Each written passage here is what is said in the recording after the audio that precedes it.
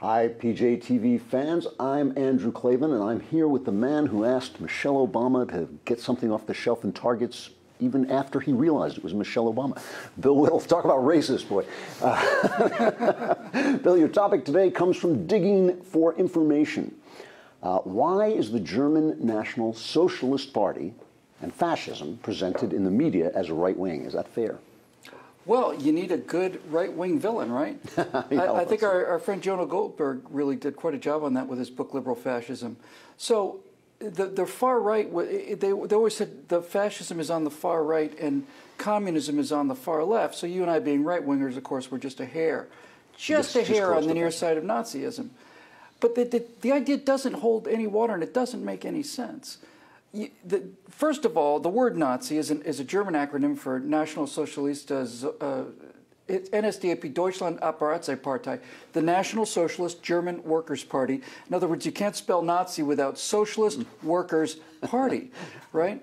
Now, to the degree that Hitler was more militaristic and had control over the economy, that's basically what fascism, Mussolini's fascism. Mussolini's father was a socialist. He was socialist most of his life. Fascism is from fascisti, which means a bundle of sticks. So what fascism, Nazism, communism all have in common is they are all collectivist philosophies. They all have a big state, single ruler, command control of the economy, absolute gun control, cradle-to-grave benefits, large state-sponsored work programs. They're the Democrats. There's no distinction from them. The opposite of communist is not the Nazi.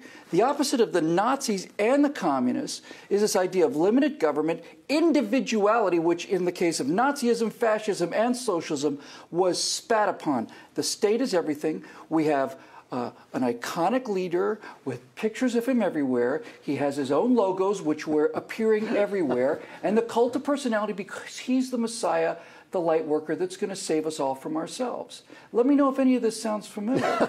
So the opposite of Nazism, socialism, fascism, these three ideologies, the same thing, these big state totalitarianisms. And by the way, FDR was going in exactly that same direction with a giant state, a centralized power, cult of personality, all those things.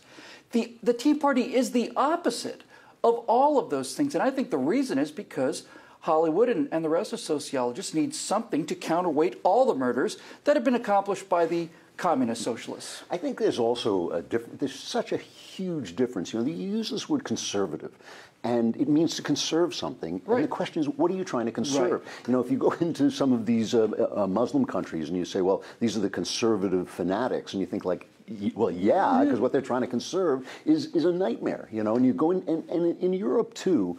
The conservatives there were, some of the things that they were trying to conserve are not part of American conservatism. Aristocracy, racial purity, kind of jingoistic nationalism. You know, I think that maybe that's the one thing that you find a little bit more on the right, where we actually believe in patriotism, we actually believe in our country. We're probably a little bit more nationalist than the people on the left who want the whole world to be under the UN's guiding, enlightened, you know, guidance.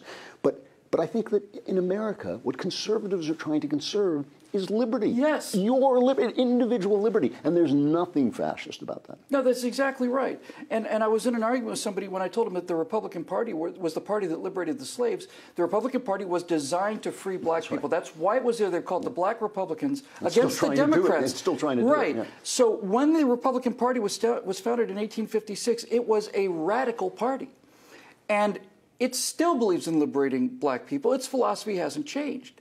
It's the Democrats that decided to buy all these votes. So while we were originally a radical party, we are now trying to conserve that radical idea that black people should be treated as individuals.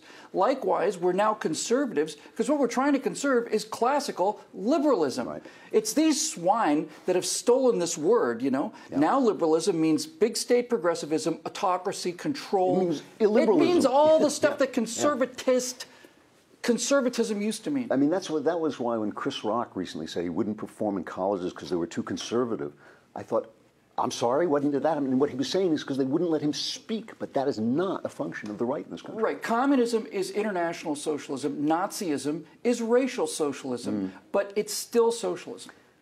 That's it. That's all we have time for today. Let us know what questions you'd like answered below, or our stormtroopers will come to your house. Communism sucks. For Bill Whittle and PJTV, I'm Andrew Klavan. Thanks for watching.